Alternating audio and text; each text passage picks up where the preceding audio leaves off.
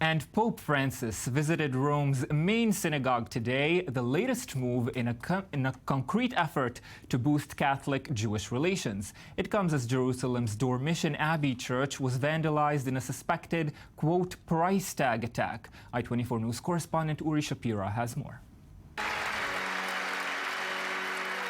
Pope Francis paid a rare visit to Rome's Great Synagogue Sunday as tensions rise between the Jewish people and the Holy See. Under tight security, Pope Francis walked into the synagogue and met Italy's chief rabbi, Riccardo Di Sengi.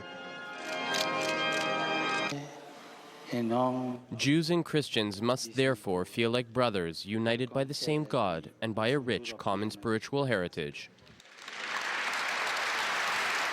Francis is the third pope to visit Rome's Great Synagogue after John Paul II in 1986 and Benedict XVI in 2010.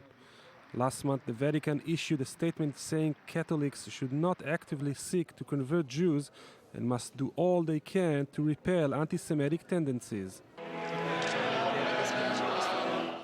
And while Pope Francis is paying his respect to the Jewish community, another hate crime was perpetrated against Christians in Jerusalem. Anti-Christian graffiti was sprayed Sunday on a wall of the Dormition Abbey, saying "Kill the pagans" and "Death to Christian unbelievers." This is the second attack in 3 years on the Abbey, where, according to tradition, the Virgin Mary died. We took pictures of the graffiti, and of course we try to understand what the message, and we understand very quickly it's not a nice message. In June 2014, Pope Francis held a special prayer session with Palestinian President Mahmoud Abbas and former Israeli President Shimon Peres. But the Holy See and the State of Israel soon found themselves in a minor dispute after the Vatican signed a treaty which recognized Palestine as a state. Pope Francis is known for his open and tolerant approach towards non-Christian communities. But in this case, it seems impossible to bring gestures to one side and not to step on the toes of the other. Well, let's dig into that story a little more. We're joined now from Italy via Skype by Ayman Sikseck, journalist and former president of the Italian Commission of Foreign Affairs. Good evening. Thank you for being with us tonight. Thank you for having me. Our pleasure. Can you tell us why it is significant at this point in time for Pope Francis to be, well, following in the historic footsteps of his predecessors and making this visit to Rome's main synagogue? Well, look, this is a visit that underlines the possibility of different communities and religions to live together. This comes in a moment when the tension is very high, when antisemitism is unfortunately becoming a day after day subject on the newspapers and on the TV. And for sure, even if the things that were said were not particularly new, we can say that it is a long way that takes the two religions closer to each other. Even if, of course, the story is a bi-millennial story where a lot of blood and of black holes are still there. But anyhow, since Nostra Aetate, and then with the visit of other two popes, slowly but surely, the way was paved for a better relation, and here it is.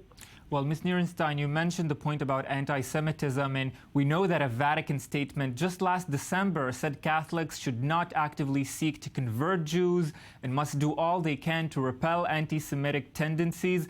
How much do you think of a role can the Vatican play in combating anti-Semitism?